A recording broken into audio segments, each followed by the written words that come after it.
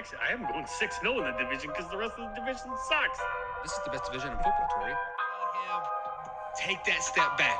We are seeing the true quarterback that he really is, which he is not a very good quarterback. Welcome to the Man Now, where we taking over. It's time to give you them facts. Won't miss a game or two, cause we here for you and we reporting all of them stats. We coming to you live to keep you updated. Broadcast across the country, we the fan favorites. Break the volume to the max and don't nobody touch it. We crossing topics off the list, addressing every subject. So if you ain't got a clue, then you can tune in and give it 24 hours and we back again. Breaking news, new scoops, we the top dogs. From the fields to the courts, we report it all. Buzzer beat us through your speakers, we the ones to call. Trust us for the news if it's got a ball. Giving you the top stories cause we love the turf. Tell a friend to tune in and where you heard it first. Yeah, you're listening to the Man Now. We taking over, it's time to give you them stats. Yeah, you listen to the Man Now. Miss a game or two cause we reporting all of them facts. Yeah, you listen to the Man Now. We taking over, it's time to give you them facts. Turn the speakers up a little loud. Miss a game or two cause we reporting all of them stats. Because you listen to the Man Hour. And what is up, Man Hour Nation? Michael Buckhouse here with the Man Hour. Be sure to head over to manhourradio.com. Check out the merchandise page. Check out the new and improved blog section as well. And I'm working on stats. I'm working on some APIs, guys, to get you some live, updated stats over there. Update about every 30 seconds or so. Bada bing, bada boom. No longer need to go to ESPN.com. Cover to manhourradio.com. Get your stats, get your scores, get all the NFL news that you could possibly need/want over there at manhourradio.com. Look for that update to come very, very soon here, guys. So welcome back to today's show here on the Tuesday edition of the Man Hour. We are going to be breaking down the infamous NFC North. That is the Green Bay Packers, Minnesota Vikings, Chicago Bears, and of course the Detroit Lions, or should I say the Detroit Lions for all you Detroit Lions fans out there. Spoiler alert, I do not have them winning the division this year. I have had them winning the division the last couple years, and quite frankly, I have to jump off that bandwagon now. Sorry, Lions fans. It is what it is. But let's start with the shock news of the day.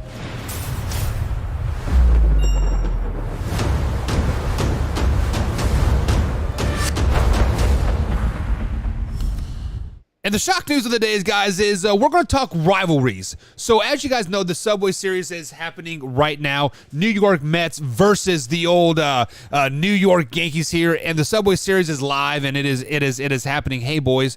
And it got me sit down to thinking of what is the best rivalry in all sports. People are saying the Subway Series is the best.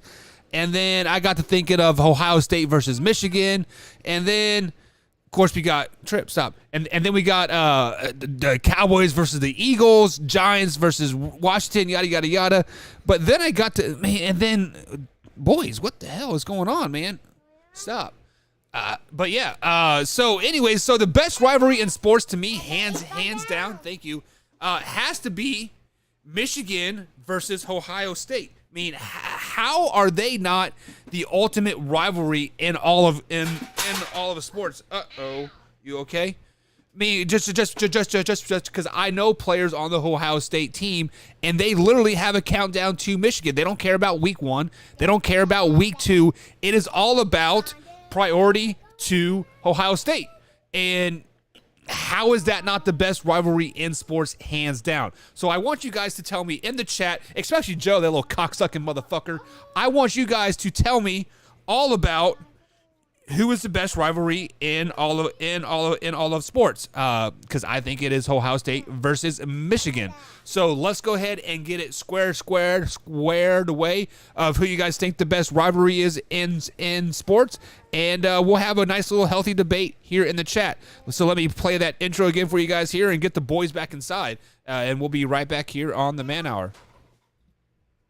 I am going 6-0 in the division because the rest of the division sucks. This is the best division in football, Tori. Take that step back. We are seeing the true quarterback that he really is, which he is not a very good quarterback. Welcome to the Man Now, where we taking over. It's time to give you them facts. Won't miss a game or two, cause we here for you and we reporting all of them stats. We coming to you live to keep you updated. Broadcast across the country, we the fan favorites. Break the volume volume to the max and don't nobody touch it. We cross the topics off the list, addressing every subject. So if you ain't got a clue, then you can tune in and give it 24 hours and we back again. Breaking news, new scoops, we the top dogs. From the fields to the courts, we report it all. Buzzer beaters through your speakers, we the ones to call. Trust us for the news if it's got a ball. Giving you the top stories cause we love the turf. Tell a friend to tune in and where you heard it first. Yeah, you're listening to the Man Hour. We taking over, it's time to give you them stats. Yeah, you listen to the Man Hour. Miss a game. All right, guys, so this is the only place where you get truly live, raw, and uncut sports talk. The boys come in and bombard the show. And I have to address some comments here. Joe says, bring back Combs. This dude sucks. Okay. Combs will come back eventually, probably here in the next couple weeks or so, Joe. So you can start calling him stud now and instead of me. So that would be fantastic. And then got my man Alpha Rob in the chat. He says, "What's up, Buck? What is going on, Alpha Rob? I am glad to see you there in the chat. What's going on there? Are they a little bit off? I don't know what's going on with those chats, but yeah." Anyways, the boys are still throwing baseballs around the house and throwing bats. So if you guys hear some random crying, that's what's going on over there in the old Buck household. So I'm pretty excited about that. So anyways, guys, let's get into the first segment of tonight, and it is the infamous fact or crap. So it is very cut and dry, and it's simply people posted a statement on not on YouTube, but Twitter at @manhour_Buck, slid into the DMs or give me a hashtag fact or crap, and we're going to answer these accordingly. So the first fact or crap of the night is about the old Julio Jones trade or signing to the Tampa Bay Buccaneers. So Buck, fact or crap, Julio Jones to the Bucs instantly makes them Super Bowl contenders again. Well, my man, this was Tyler Faber that posted this one, my man, writing blogs over there. Julio Jones is going to be 33 years old this season. So when I pulled up his stats, and I thought Julio was just kind of blah last year, but looking at his stats, he still had almost 1,000 yards receiving on 54 catches in just 13 games. This was his average, his highest average ever with a 10.1 yards per target. I take that back. In 2016, he did have a 10.9 average. So he was definitely that downfield threat for the Titans last season, and did good things yardage wise. Just never found the end zone. Surprise, surprise, surprise. Julio Jones not finding the end zone. Right? Only 8 touchdowns. So to say that Julio Jones instantly makes a Tampa Bay Buccaneers Super Bowl caliber team, that is going to be 100% crap, Tyler, because unfortunately, the Tampa Bay Buccaneers were already a Super Bowl team as is. They have Tom Brady. You can never count out Tom Brady. When you have Tom Brady on your team, you are in the conversation of a Super Bowl, right? Plus, they got Mike Evans and Chris Godwin and Leonard Fournette. So, I mean, obviously, if healthy, Julio Jones will be a solid number 3 receiver. But that is the key there.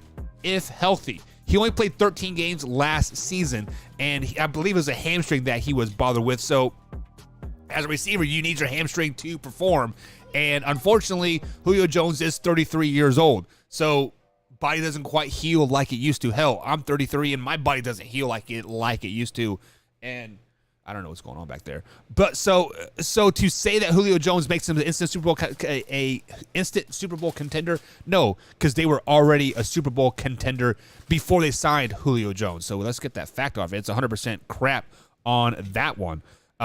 So the next fact or crap, as let me take care of this real quick. Come get ya, boy. The next factor crap of the night.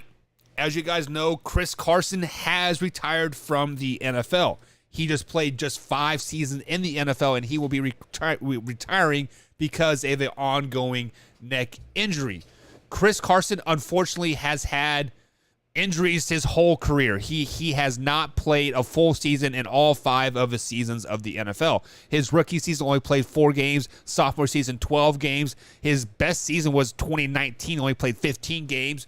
2018 he played 14 games, and then 2021, obviously he only played 4 games with that neck injury all season long. So 4 games to start his career, 4 games to end his career, and he has officially called it quits. So is Chris Carson the biggest bust in our recent memory as far as running backs go?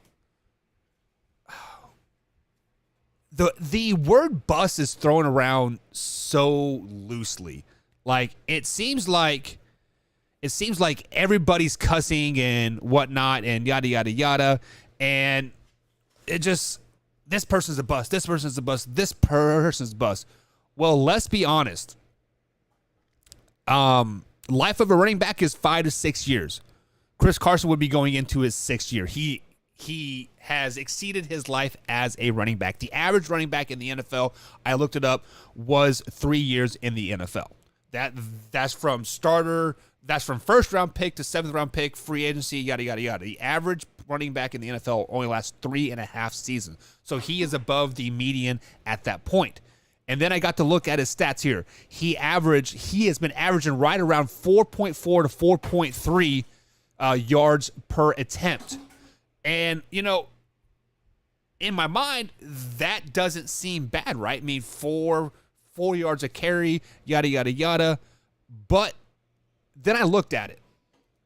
Last season, Rashad Penny with the Seahawks, obviously, played 10 games, averaged 6.3 yards a carry. Josh Allen, Alpha Rob, your boy, a quarterback, averaged 6.3 yards a carry. Lamar Jackson averaged 5.8 yards a carry. Jalen Hurts 5.6. Tony Pollard 5.5.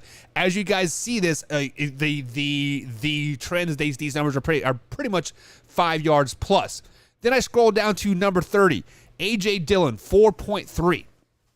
So we're at number 30, and we still have yet to see Chris Carson as popping on this list as yards per carry. And his is 4.2 from last year. And there's a number of players with 4.3. Michael Carter for the New York Jets, Devontae Freeman with the Ravens, Clyde Edwards, and AJ Dillon all had 4.3 yards per carry. So finally, when you scroll down to number 35, you see Chris Carson come up at 4.2. Yes, I know he only played 4 games last season.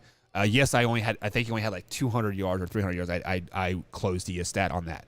So to say that he has been a bust, hindsight, I was going to say no, because Chris Carson was in my opinion, a top 10 running back in the league, just never could pan out. So with that being said, top 10 running back in the league not panning out, it's got to be fact. Yes, Chris Carson has been a bust. There has been so much upside potential with Chris Carson year after year after year, and he never finishes out. He never, takes that next step. He has yet to carry his team ever in a season, and that is definition as a bust. I don't know where he was drafted, but it doesn't matter. He was a starter for the Seattle Seahawks for 4 years, and he could never play a full season. He could never do this. He could never do that, and it was just bad for him. So yeah, I got to go with the fact that he was a bust in this. Hey man, that wasn't cool. You want to go play ball? Alrighty. So Joe says bad parenting, cussing in front of your children. So Joe, my kids were not out here when I called you a MFer, and maybe you need some parenting in your life, Joe. Like maybe you can figure your life out, trips out. Anyways, moving on. Alpha Rob said he's not a bust. He's not a bust. Did he have high expectations to begin with? Let's see where Chris Carson, because I believe Chris Carson was drafted in the 4th round, if I'm not mistaken. Chris Carson draft. Chris Carson was drafted. So he was a former 7th round pick. Wow, I didn't realize he was that low. So as a 7th round pick, you pretty much are not set on a team whatsoever, right? Like you are signed as like a free agent, basically, more or less in the end. and you kind of whatever happens. Nobody that is mamas.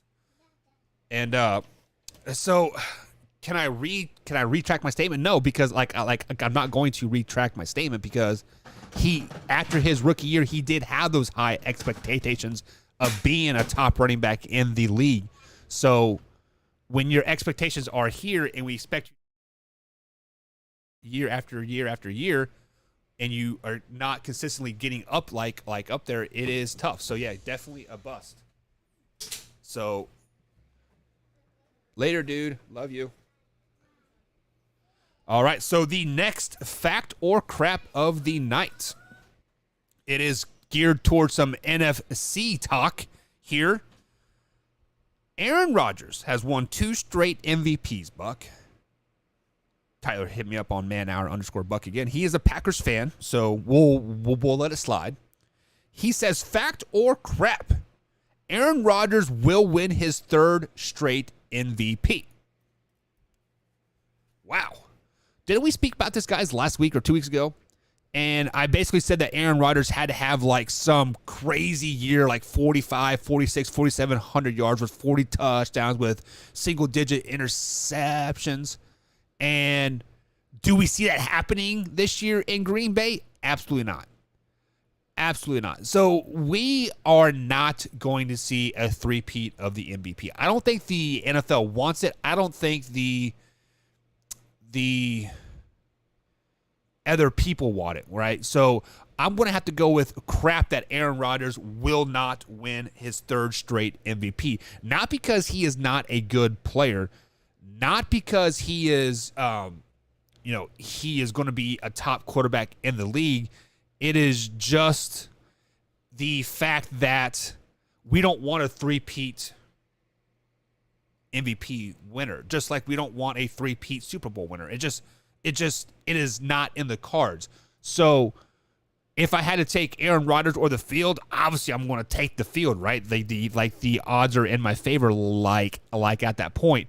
But if I had to put a name on winning the MVP this season, it is going to come from the AFC and is going to be the quarterback that wins the AFC championship. Now, is that Josh Allen? Is that Patrick Mahomes? Is that Joe Burrow? Is that a wild card? Is that Justin Herbert? To be determined, but I'm going to put a name on it, and I believe that the MVP winner of this year is going to be a dark horse. It is going to be somebody that we least expect. I still think they're going to come from the AFC. Well, I guess they were in the AFC. They're in the NFC now. It's going to be my man Baker Mayfield. Baker Mayfield is going to win this MVP this year. Baker Mayfield is going to be hot. He is going to be pissed off with the chip on his shoulder. He is going to do great in Carolina when he gets that opportunity to start and lead that team. So crap on that Aaron Rodgers will win a three-peat on the MVP. My man, Dr. Detroit is in the chat. He says Baker Mayfield blows. Baker Mayfield doesn't blow. Baker Mayfield arguably is the best quarterback in that NFC South. Over Tom Brady. He says, is that Jared Goff winning the MVP? Dr. Detroit, refresh my memory. Are you a Jared Goff hater or a fan? Because I know Luke G, he is a Jared Goff despise. I wish he would just get out of town, yada, yada, yada. So, Dr. Detroit, remind my memory on that one. Alpha Rob says, no, Aaron Rodgers not winning the MVP. Who is he throwing the ball to? I guess Alan Lazard. They drafted the second-year receiver. Who is that? I mean, they always find diamonds in the rough in the second receiver. Devontae Adams was the second round. Jordan Nelson comes to mind, right? I mean, there's definitely opportunities. I guess they lost MVS to the Chiefs, right? They lost Devontae Adams. So yeah, I don't know who's really on the receiver court, to be flat out honest with you about that. LOL, Goff winning the MVP. I like. He says, Dr. Detroit. So this is asking if he's a Jared Goff fan or a hater. He says, I'm hoping for him to do well. Not a hater, but not a huge fan yet. So, Dr. Detroit, let me ask you this question. I mean, like, obviously, you guys had Matthew Stafford, 9-10 years, right? Everything was going, as expected, I guess, in Detroit since they haven't won a playoff game since, 1962 was it, or 63? They have not won, basically, a playoff game since the Super Bowl era. And, he was doing well. He was putting butts in the seats. He was making fans happy, doing good things in the community. Why do people hate Jared Goff? Is it because he replaced Matthew Stafford, or just the fact that we expect so much out of him and he's not performing? Like, why do people hate Jared Goff so much? I'm just asking. Says I want to draft Van Dyke or Lewis next year. Either way, though. So I have not looked at any of the pre-mock drafts or anything to that effect. Where do those guys fall, Dr. Detroit? Are they second, third round picks, or are they going to be first overall picks? I'm kind of curious of what you guys and Luke G have been talking over there. And he says they haven't won a playoff game since '57. Oh, my bad. So Dr. Detroit says, we knew we were going nowhere with Stafford, and we feel like Goff is just a little worse version of him. Just in general, people are not mad about winning. Well, I guess since you guys haven't won since '57, that is tough. I was it ESPN that I saw this, or maybe it was on TikTok. I can't remember. But you guys have basically have had 3 air quote generational talents there, because I'm not for sure they can really put Matthew Stafford as a generational talent, but he was the top quarterback in Texas, the best quarterback in college, and then obviously onto the pros. But you guys have had Barry Sanders, Calvin Johnson, and Matthew Stafford, and haven't won anything. So I mean, I definitely get the frustration there. I mean, as a Chiefs fan, going 13-3 several times in the regular season and get knocked out in the playoffs by an 8-8 team, it definitely sucks. But anyways, moving on to the next fact or crap of the night. We're going to stick in the NFC North here, since this is an NFC North show tonight. Justin Jefferson says that he will be a top 3 quarterback in the league.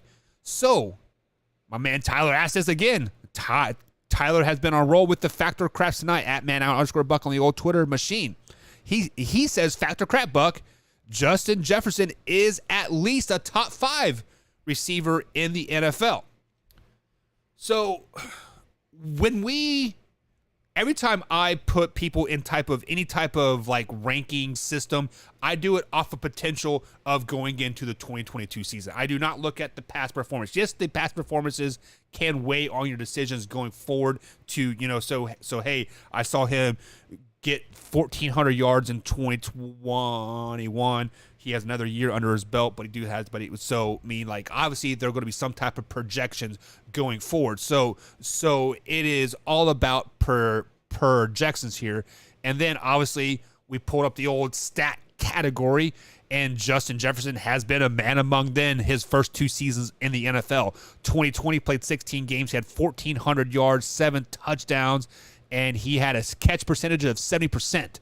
Last season, 2022, he played all 17 games, 616 yards, 15 yards per catch, 10 touchdowns, and a catch percentage of 65%. Obviously, he is putting up the numbers. I believe, didn't he break Randy Moss's rookie record for, was it catches in a season or yards in a season or something to that effect? I can't remember for sure what it was, but he broke some type of Randy Moss record. And then I got to thinking of the other receivers in the league. We have a Stephon Diggs. We have Cooper Kupp.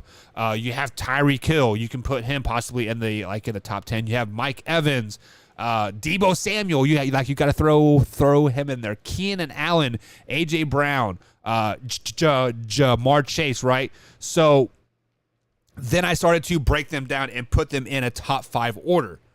At number 5, I do have Alpha Rozman, Stephon Diggs. Number 4, I have Jamar Chase. I think Jamar Chase is going to explode this year. Yes, last year he had a great second half. All season this year, I think he is going to explode and have a great season. At number 2, I have Cooper Kupp. I mean, arguably the best receiver on the West Coast. No doubt about it in my mind. And then at number 1, you have Devontae Adams. So where does JJ fall? If you guys were listening closely, he fell at number 3 in my top 5 that I have here. So Facr crap, JJ, Justin Jefferson is a top 5 receiver in the NFL. Absolute fact. This guy is a complete stud. This guy, like another year in the league, quote, the sophomore slump did not affect him whatsoever. He got better, he got stronger, bigger, faster, stronger, hit the weight room, had that connection with Kirk Cousins. This year, another year with Kirk Cousins, another year in the weight room, another year of the NFL offseason. However, they do have a new coach, a new offensive system, yada, yada, yada. But it's supposed to be more pass happy. It's supposed to be more friendly, right? So, yeah, he's definitely a top 5 receiver on any list. If you guys do not have Justin Jefferson in a top 5 on any of your list, I would like to see which person did you put in there. Did you put a Tyreek Hill in there? Did you put Debo in there? Did you put DeAndre Hopkins like in there? Like, you know, who did you put in there? But my top 5 receiver list going into 2022 season, who will have the best season to the worst season? Devontae Adams, number 1, Cooper Kupp, number 2, Justin Jefferson's 3, Jamar Chase 4, Stephon Diggs at number 5. So guys, let me know in the chat what your top 5 list does. Justin Jefferson, sorry about that, fall into your top 5. I mean, if he doesn't, let's have a healthy conversation of why he does not fall in there. Make plenty of room for Jameis Williams. I don't know. Doc, I heard Megatron would mentor Domino. That's cool. Oh, I got a bunch of Detroit fans that what's up, Dr. Detroit? I see 1.40 in the chat. My man Alpha Rob, Joe is in the chat as well. Drew will be popping in here shortly to moderate you guys. Make sure you guys aren't doing anything crazy. You know, get those bad words out of there, I guess. Anyways, moving on to the next Facr crap. I see a bunch of Detroit Lion fans in the chat here, so this is to you guys. Fact or crap? The Detroit Lions have the most upside in the NFC North in 2022. Wow. So when we say the most upside, are we talking about the most room for improvement from win to losses, from losses to wins? Or are we looking at most improvement as an overall team given the eye test? Are we looking at, quarterback play? Or are we overlooking at an overall thing? So when I think about this, they have the biggest upside.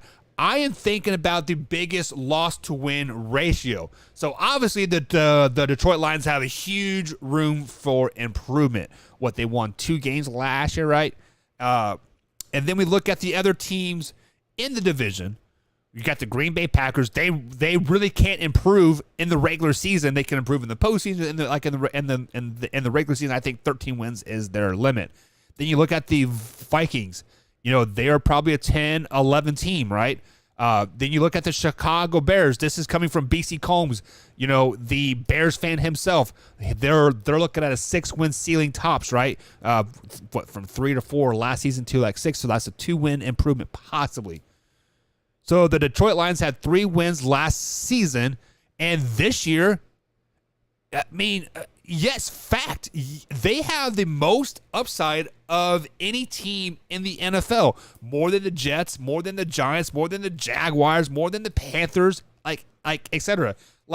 This team could legitimately be a playoff threat. This team could legitimately make some noise in the NFC playoff if the ball bounces right their way this season.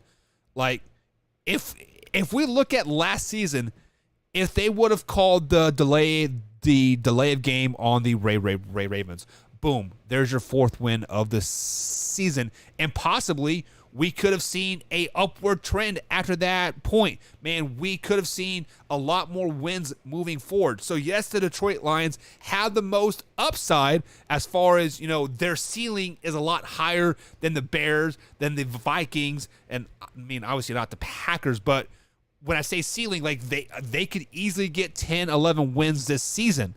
Will they? To be determined here when we break down the NFC North. So if you guys were here earlier, spoiler, I do not have them winning the division this year, unfortunately. They do have the potential, but will they execute on that potential, right? Now, next up here, I actually skipped away or no way on the other page. So this one is geared toward the Vikings fans.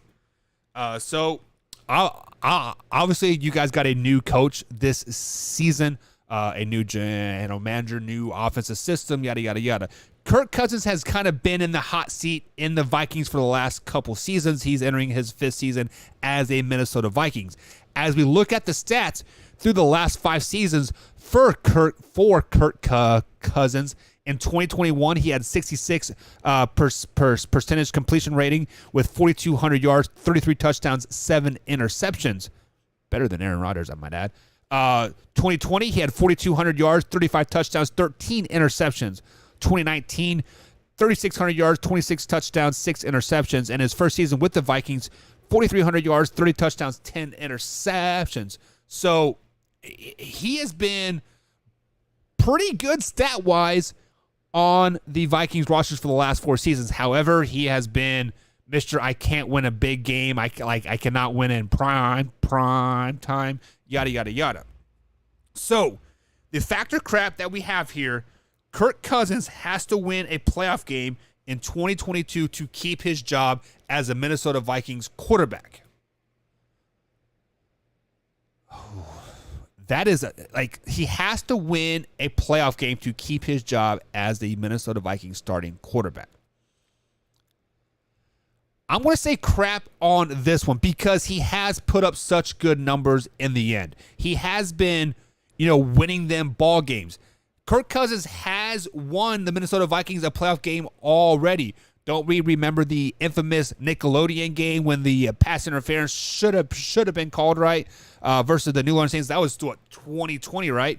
And then in that game, he threw for 242 yards for 1 touchdown. Then they lost the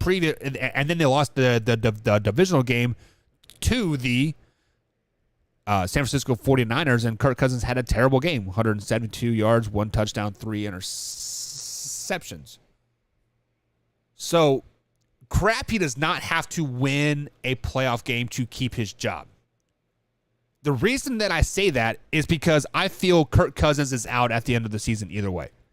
Kirk Cousins can probably lead them to a Super Bowl and still be out. Now, if you won the Super Bowl, that'd be a totally different story because you really can't fire a Super Bowl winning quarterback. I feel like when you win a Super Bowl, that basically by de facto gives you at least two more years on a team. So I'm going to go with crap. No matter how deep Kirk Cousins goes in the playoffs, because I don't think the Vikings will go to the Super Bowl. No matter how far they go, he is out as Minnesota Vikings quarterback. So crap, winning a playoff game does not secure his job for the next season. Let me know what you guys think in the comments here. 1.40 says, besides Jefferson, a lot of that team is getting old. Yeah, I mean, if you think about it, everybody has been there for 5 or 6 years, right? Delvin Cook's entering his 7th or 8th year. Adam Thielen's been there for 5 years at least. I can think. I think he's been there since Kirk Cousins has been there, right? Who else? That whole defense is probably aging, right? I mean, it seems like they've had the whole defense, for at least 3 years there. It's just they're definitely aging, and it's definitely time for them to shit or get off the pot. That's kind of like the time frame there. So with that being said, guys, that is factor crap for the night, and it is time. If you guys haven't voted over there on the poll at youtube.com/manhour, who is going to win the NFC North? Right now, it looks like the Vikings are leading the way at 67%. So there's still time to vote, guys, here for the next, 30 minutes or so as we do break down the entire NFC North. and we are going to start with the infamous Detroit Lions. The Detroit Lions did go 3-12-1 last season, and they had the ball not fall their way a lot last season. Let's just be flat out honest about it. I think they nailed this year's draft. Wyatt did the draft analyst. The clip is up there at youtube.com/Man Hour if you guys would like to go back and watch it. I believe he gave them a B+ on that particular draft. But week 1, the Eagles come in to town to take on the Detroit Lions. Week number 1. This is going to be a huge week for the Detroit Lions because they start 3 of their first 4 games at home, and you have to be successful at home to be successful in a season. And I think they hold ground week 1, beat the Eagles. The people are hyping up these Eagles, and I just don't see it. I don't see the Eagles really being that 10, 11, 12, 13 win that everybody is making them out to be, especially week 1. They're going to be rusty. The Lions are going to come out hungry, especially at home. Give them the win. Week number 2, the newly formed Washington Commanders coming to town to take on the Detroit Lions. Carson Wentz, is it Taylor Heineke? Yada, yada, yada. Obviously, it's going to be Carson Wentz. He's making like $30 million versus Taylor Heineke's $2 million. But the Commanders' defense is nice. They arguably have one of the top 5 defenses in the NFL with Jamar Chase, or not Jamar Chase, Chase Young and those boys. The running game is good. Scary Terry is holding it down at the wide receiver position. The only weak point of this whole team is the quarterback position. Now, Carson Wentz does play well when he is in a NFC East team. I mean, obviously he only played with the Eagles, but everywhere else he's been kind of, right? So, give me the Commanders. It hurts me to say because I want the Lions to do so well this year. It's just the Commanders are good. Week 3, the first road game of the season, the Vikings come to town. As the fans over here in the poll have them winning, 67% of them have them winning the division, and I have them winning the game as well. Give me the Vikings week 3. Week 4, Seahawks come to town, Lions. Who is going to be the quarterback? Drew Lock, Geno Smith, it doesn't matter. Chris Carson has retired. DK Metcalf and Tyler Lockett are the only people on the whole team, it seems like now. Of course, Rashad Penny. But give me the Lions week number 4. Week 5, travel to Foxborough to take on the Patriots before we head into a bye week number 6. This game is tough for me to pick because of the simple fact of that the Patriots seem to have the Detroit Lions numbers as of late. I saw a stat somewhere where the Lions are 0-7 versus the Patriots in their last 7 games. I don't know how true that is. I didn't fact check it, but if it's on the internet, it's got to be true. But they are at home. It's still early season. Give me the New England Patriots at Foxborough. Week 6, we go into the bye week. Week 7 is where all the fun starts. Coming off a bye week, traveling to Dallas. This game is very, very exciting to me because this could be a possible turning point for the Detroit Lions of the whole season because we had the Miami Dolphins coming up. We got the Packers, we got the Bears, Giants, and Bills. A very tough slate of games coming up.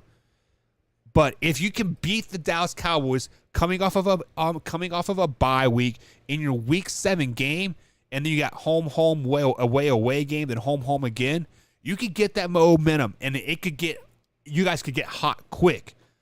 But the Dallas Cowboys are much too good. The Dallas Cowboys are going to be a dangerous Super Bowl contending team. Cowboys beat down the Lions in this game. Week number 8, Miami Dolphins come to town at Ford Field to take on the Lions. I am down on the Miami Dolphins. I do not like them. I do not like what they did in the offseason. I do not like Tua. I do like Jalen Waddle as a player individual. I do not like him on the Miami Dolphins. I do not like Tyreek Hill on the Miami Dolphins. Tua does not make them better. On any other team, these guys would be a top 5 a top 5 receiver in the league, but they're not. Detroit Lions win Week 8 over the Miami Dolphins. Week number 9, the Green Bay Packers come into town. Aaron Rodgers has had time to figure out his new receiving core, getting comfortable around those boys. Yada yada yada. I can't have crap on the screen. Why didn't you guys let me know I have crap on the screen? Anyways, Green Bay Packers win Week number 9. Week 10. Jared Goff versus Justin Fields. Is Justin Fields going to go through that sophomore slump? He does have a new head coach. That was actually a Facr craft that we didn't get to. My bad on that one. But the Chicago Bears they're they are going to be a good bad team. Does that make sense? Like I know Joe's going to try to troll me about saying that they're going to be a good bad team. What does that mean? Their play on the field is not going to correlate into wins on the field. Does that make sense to anybody? It makes sense to me in my head. Give me the Lions week 10. Week 11, travel to, I believe it's MetLife Stadium, right, to take on the Giants. Giants win this game. I like Saquon Barkley and Daniel Jones this year. I think the Giants are going to be sneaky good this season. They could possibly sneak back in their way into the playoffs. And that would be really exciting if you're a New York Giants fan, because it seems like every time they back into the playoffs, they win the freaking Super Bowl. Week 12, I believe that's Thanksgiving. Buffalo Bills coming to town to take on the Lions. Give me the Bills. I'm glad this is the 10 o'clock game. I'm glad because I'll probably be still hungover from the night before. Good gravy, that's going to be bad. Week 14, Vikings coming to town. The Vikings are going to be a good team. They're going to sweep the Lions this year, unfortunately. Week 15, talking about Cougar Hunters. Lions travel to New York to take on the Jets, to take on Zach Wilson and the Cougar hunting himself. Are the Jets going to be good this season? I'm going to open that conversation up for people here in the chat watching the clips as well. Are the Jets going to be a good team? Are they going to finally put some wins in the win column this year? Yes, I think they are. And I think one of those wins comes against the Detroit Lions. Week 16, Lions travel to Carolina. Charlotte, North Carolina, isn't it? To take on the Carolina Panthers. Give me the Panthers. I like the Panthers in that one. It's week 17, Bears taking on the Lions. The Lions beat them at Soldier Field. Week 10, week 17, the Chicago Bears come into Ford Field and return the favor. Road teams win this year, and they obviously split. Week 18, give me the Packers. Packers are going to sweep as well again. So that puts the Detroit Lions at 4-13 this season. 4-13. They are improved from last season from 3 wins to 4. Not terrible, but still not very good. They're still probably going to be last in the division because, they're just the way they are. Alpha Rob says the Jets will probably get 6 or 7 wins this season. That's pretty good for the Jets considering last year they had 3 last year or 4. Did they sneak out a 4th one last year? I cannot remember. My mind is really fuzzy tonight. I'm not going to lie. Not going to lie on the fuzziness of my head tonight. Anyways, moving on to the next worst team in the division here, and that is going to be the Chicago Bears. The Chicago Bears also have a new head coach and a new general manager, and that's really not good for a rookie quarterback or a second-year quarterback because that, by facto, condimento, puts him back another season, right? So a rookie season all over. Week number 1. They open up at home at Soldier Field versus San Francisco 49ers. The 49ers, this is a team that's going to be really good or really bad. I know there's a little thing out there on the whole interweb saying, oh, you can't say really good or really bad. Well, they can be either really good or really bad. Who is going to be their starting quarterback? Is Trey Lance going to be their starting quarterback? Really bad. Is Jimmy G going to be their starting quarterback? Really good. It's literally really bad or really good. Who is going to be the starting quarterback? Obviously, Trey Lance is probably going to be starting quarterback. That's why the Chicago Bears win week number 1. Week 2, Bears travel to Packers. That's Packers. Week 3, Houston Texans travel to Soldier Field to take on the Bears. Give me the Bears. I do like the Bears in week 3. I do think the Houston Texans will be a sleepy, sneaky, good team. You cannot sleep on them. You cannot overlook them. So if a good team comes into town, the Cowboys, the Bucks, etc., and they happen to be, bringing their C game, look out. They're going to win some games, but the Bears aren't good enough to look past anybody. But they do start the season out 2-1. Give us a week 4 matchup. Travel to New York to take on the Giants. Is Denny Dimes going to be the guy? I did a Madden simulator on Madden 22, and I'm up to year 2025, I think it is. And Daniel Jones is not the quarterback in Giants land. Obviously, this is a simulation. Obviously, this is a video game. This is Madden. But Daniel Jones has to impress this year to be a Giants quarterback moving forward, and he does impress week 4 versus the Chicago Bears. Give us a week 5 matchup. The Bears travel to the Vikings. Give me the Vikings. The Vikings are going to be very, very good in this division, and they might sweep the division this year. Giving us a week 6 matchup. Commanders coming to town. Thursday night game. Switching time zones. Road team at Soldier Field. Still kind of early in the season, so it's still going to be fairly warm, I guess, with that lake wind, kind of warm. So the weather shouldn't be a factor, but give me the Bears. I like the Bears in this matchup. Excuse me. Give me a week 7 matchup. Monday Night Football. Justin Fields versus Mac Jones. Battle of first-round quarterbacks. Battle of second-year quarterbacks. This should be a pretty good game. I'm pretty intrigued about this game. But give me the Patriots. Bill Belichick, even though they don't have an offensive coordinator named yet, he will have his team in check, ready to go. Give us a week 9 matchup versus the Dallas Cowboys on the road. Bears at Dallas Stadium, AT&T Stadium, I should say. Give me the Cowboys. Cowboys are my Super Bowl pick, so obviously I'm not going to pick them to lose very many games. Week number 9, Tyreek Hill and the newly formed Miami Dolphins coming to town to take on Soldier Field, take on the Bears. Give me the Dolphins.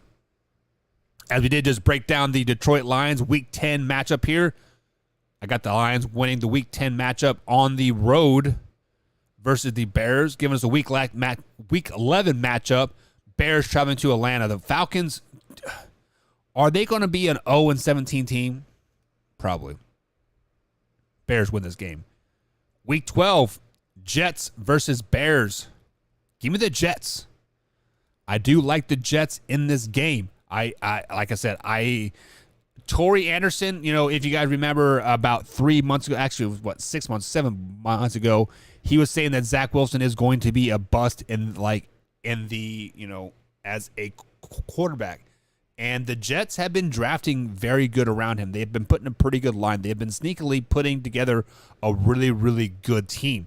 They're missing a couple pieces here or there to really make like a playoff push or anything, but they're going to win.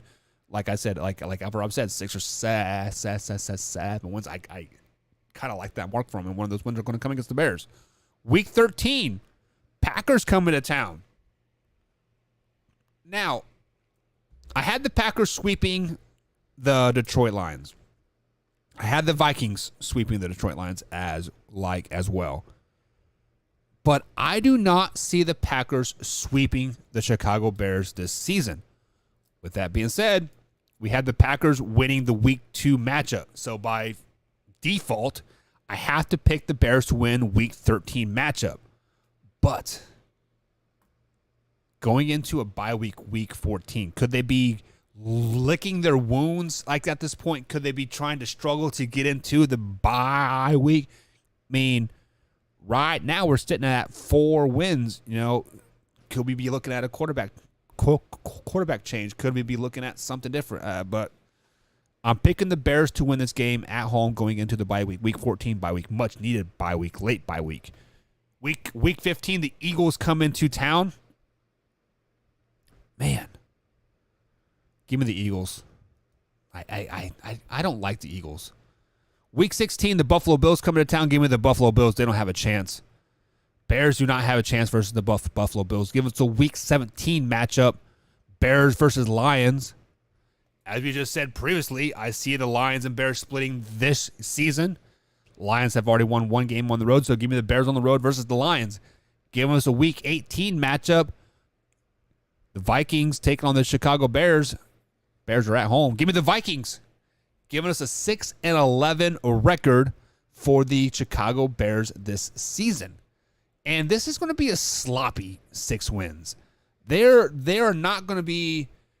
I don't anticipate the Bears putting together a 60-minute game. I don't anticipate the Bears, really dominating one game.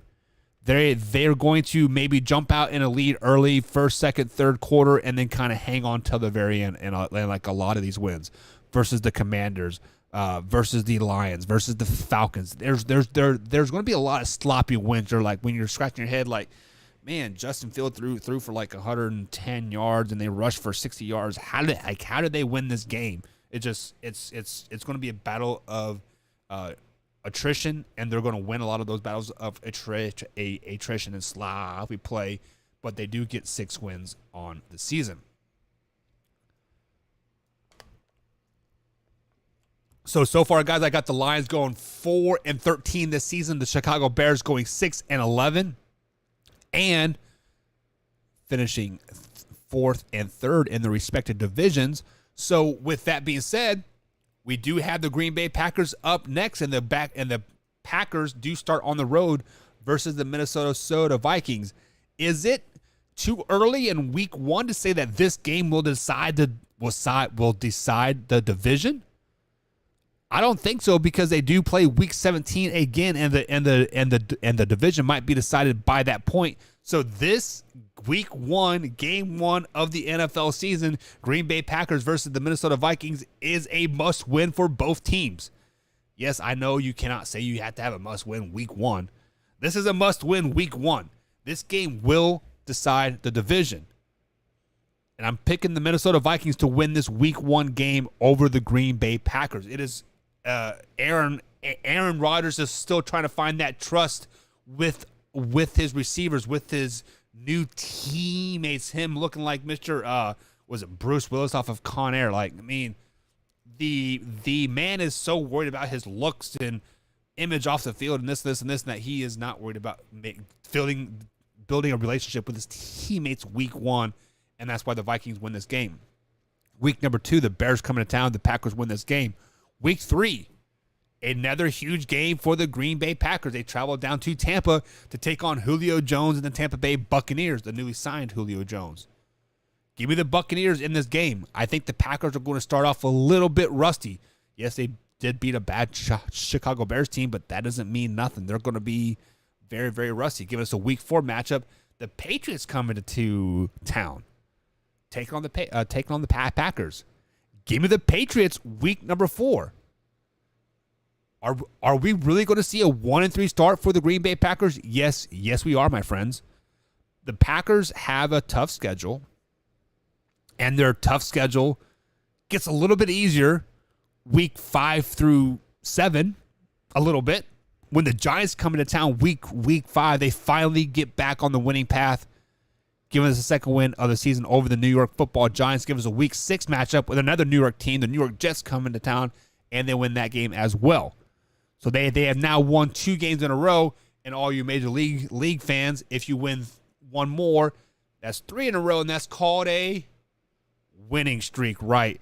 Do they get a winning streak versus the Commanders when they travel to Washington, D.C. Week 7? Yes, they do.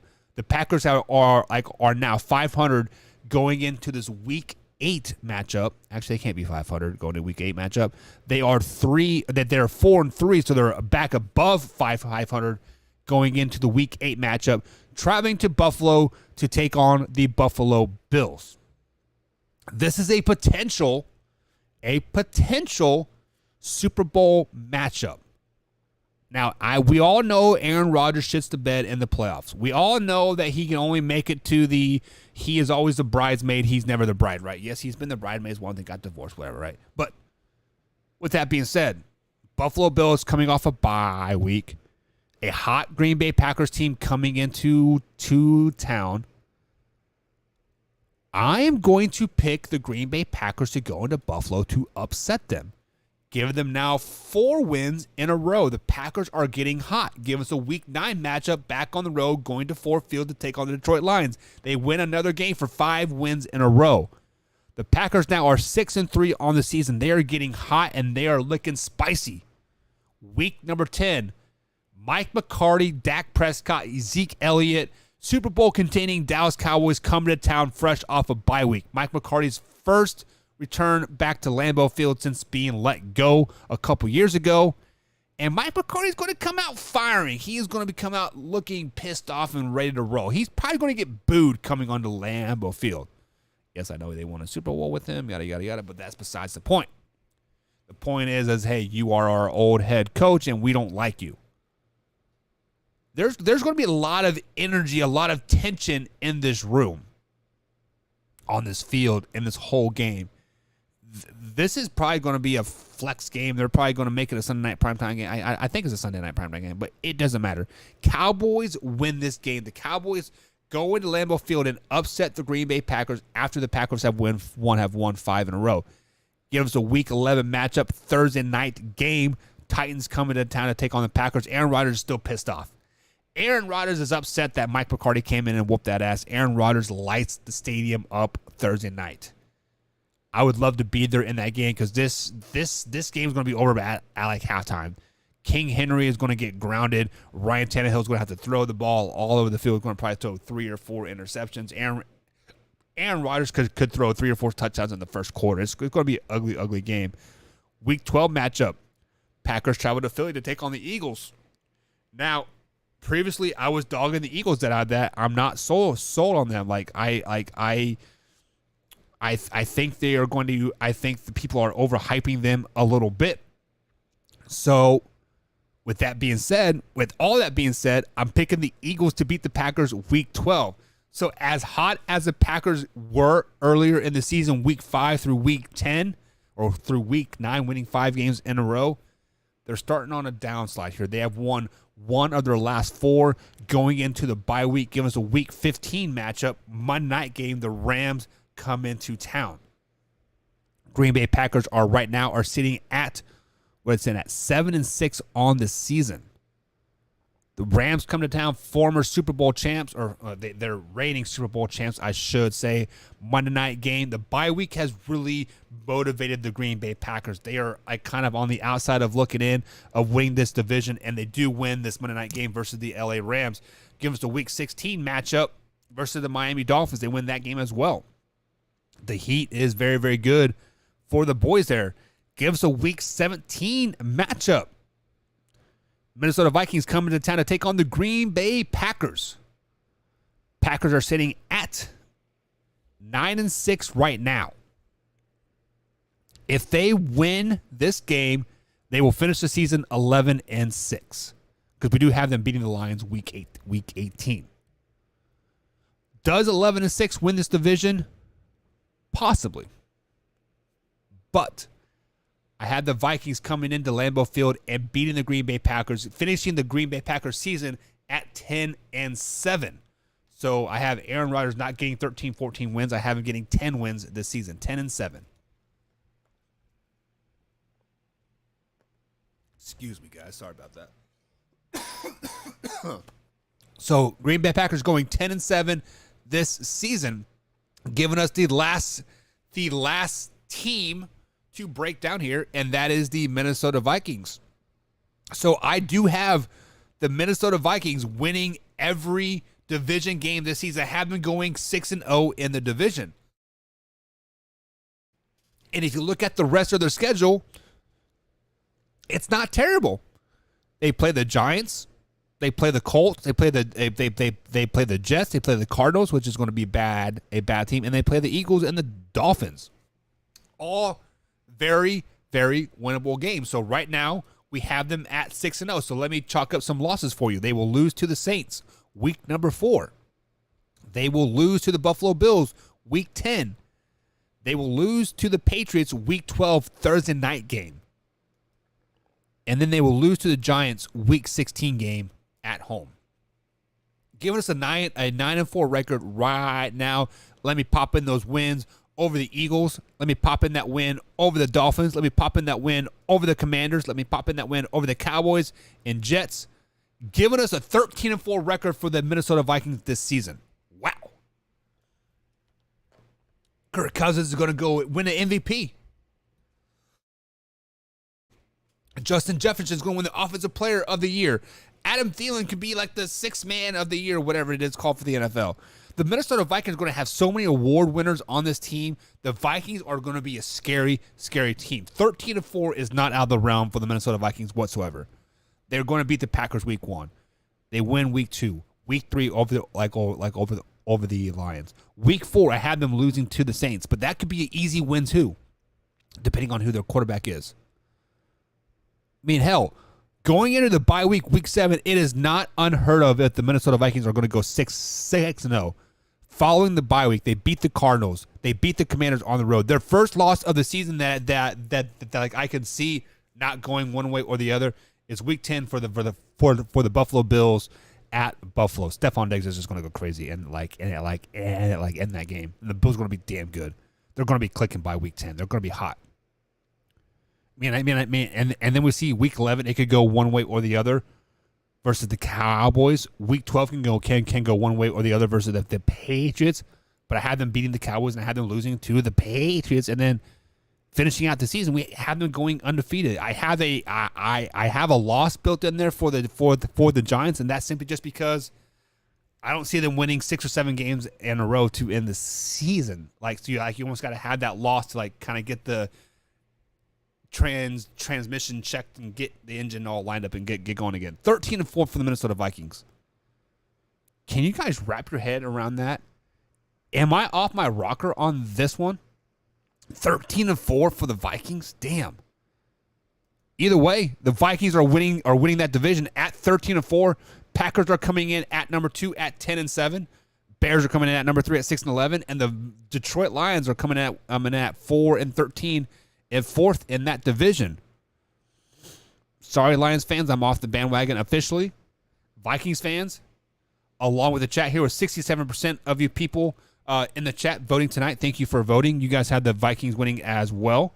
Lions come in second place at 33%. Packers and Bears came in at 0%. So that's going to be it for tonight, guys. Thank you for tuning in.